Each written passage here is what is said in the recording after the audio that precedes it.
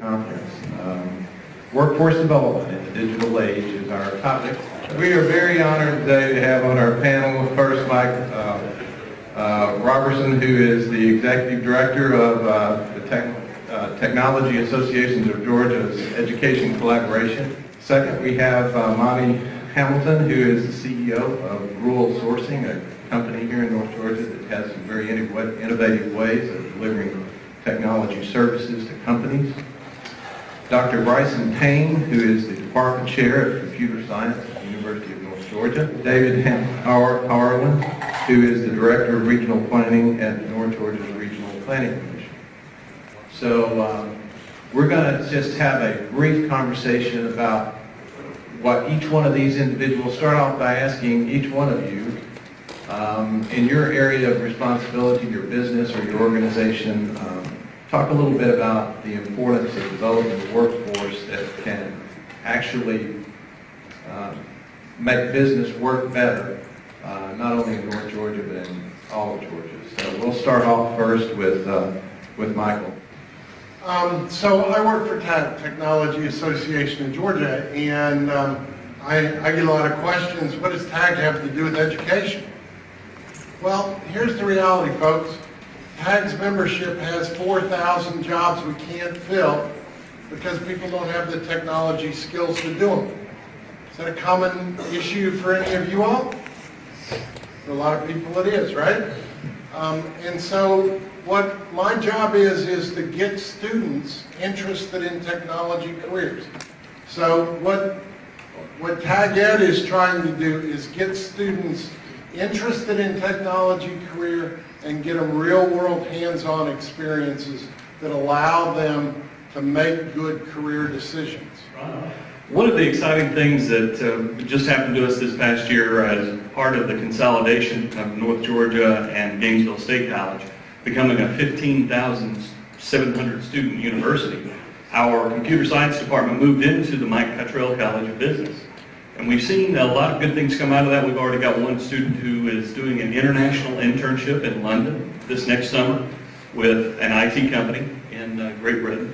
We're excited about the number of majors. We've seen a 60% increase over the past 2 years. 525 students are majoring in computer science at North Georgia, but you look at Monster.com or Career Builder, where we have 4 alumni working, and you do a search for information technology jobs. Anybody want to guess how many jobs are open right now in Atlanta? There are over 3,000 results that come up when you just search information technology in Atlanta in Monster or Career Builder. And I know some of those will overlap, but that's a lot of jobs. One thing that I'm really excited about working with TAG over this next year is starting to get more of that awareness down to the high school level. Let me tell you, as the head of the technical college system, they remind me regularly that we have 4,000 IT jobs that they need filled. And we're not producing enough out of our technical colleges or our university system to meet that demand. Monty, you run a business that has a very innovative way of supporting businesses. Talk a little bit about your technology business and some of your demands and needs. Yeah, sure, happy to. So Rural Sourcing is a software development company that competes directly with the offshore companies that we have heard so much about and helped flourish over the last 2 decades now. We cannot find enough talent. So here's the deal, from university settings and college settings, you're not keeping up with your end of the bargain, right? I need more people coming out who are competent, and if you can't do it, then it's going to be incumbent upon the businesses to take that role. We talked about online, the panel earlier talked about the online opportunities out there with the MOOCs. You can go on Udacity today and learn how to be a mobile web developer from the head of Google's Chrome product. You can go on Coursera and learn from the MIT grad how to do big Hadoop development. So there are huge opportunities out there for graduates, for students, for people who want to create a second career. Recently, brought to our attention one of our board meetings that our local floor covering industry in Northwest Georgia could not get enough employees skilled that they needed to make their companies work. Companies like Shaw, Mohawk, J&J Industries. But the opportunity presented itself to us, and at about that same time, the Economic Development Administration, which is part of the U.S. Department of Commerce, had a program for investing in manufacturing communities. So Greg Richardson with Cividium was kind enough to team us up with the Enterprise Innovation Institute at Georgia Tech, and we applied for a grant to do an advanced manufacturing strategy. And fortunately, it was awarded this past September. So the advanced manufacturing strategy is going to do a lot of things. In terms of workforce, it's going to focus on preparing the workforce with advanced manufacturing skills.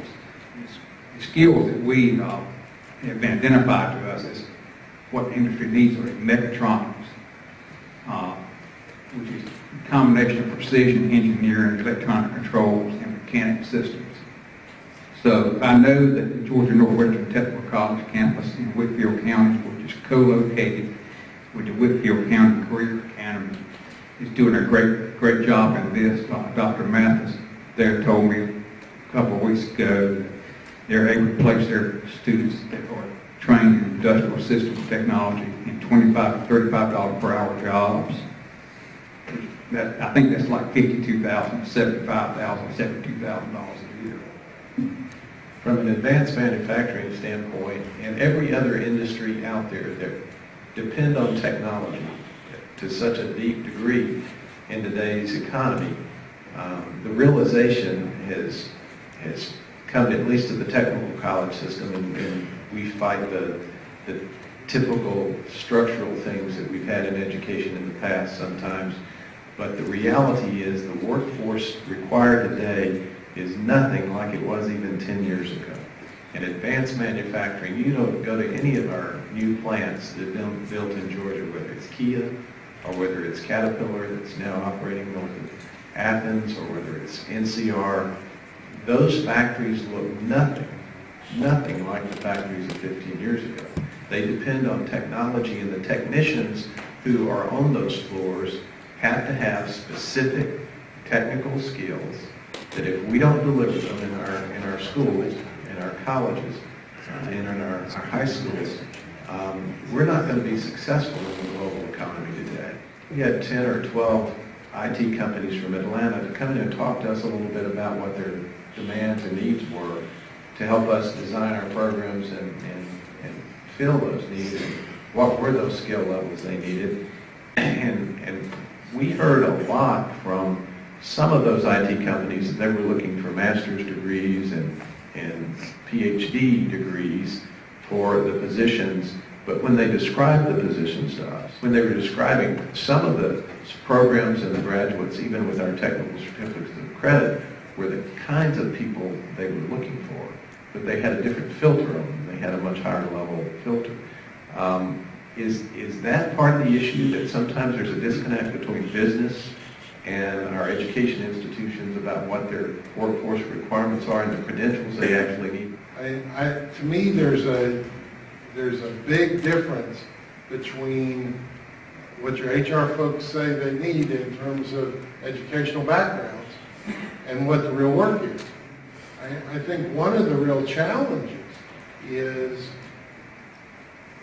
people are looking for high levels of education, thinking that's smart people. And there's a big need, as you know, Ron, for what is kind of becoming called a technology blue-collar worker. Not somebody that's straight out of high school, but somebody that has a little bit of background, and maybe an associate's degree or a certificate in a specific area. And how do we connect with our students coming out of high school, our parents, as early as middle school, that these careers are there and they have different requirements now than they did maybe even 10 years ago? First of all, I think a good partnership with your local industries will go a long way in doing that. You engage them at the high school and middle school level, even perhaps maker spaces in some of our high schools and middle schools would be a good fit. But it's going to take leadership both from our elected officials and from our business leaders to form these partnerships. Some really great things are getting started. Those maker spaces are important. I think getting students just aware that there are jobs. That's why we're excited to be working on this TAG Ed internship program. And I think I would just add that you're absolutely right. You've got to whet that appetite. You got to do things that are sexy, like gaming. They see that, they were inundated with that, they get excited about that. And even if they don't end up there, they may not have that aptitude, they do get excited about technology from that point of view. But if we start, and I think we are starting to because we have the demand for treating these folks, the geeks are the new football players, right? Rolling out the red carpet and giving these guys a 5-star treatment. I think it'll pay off for all of us.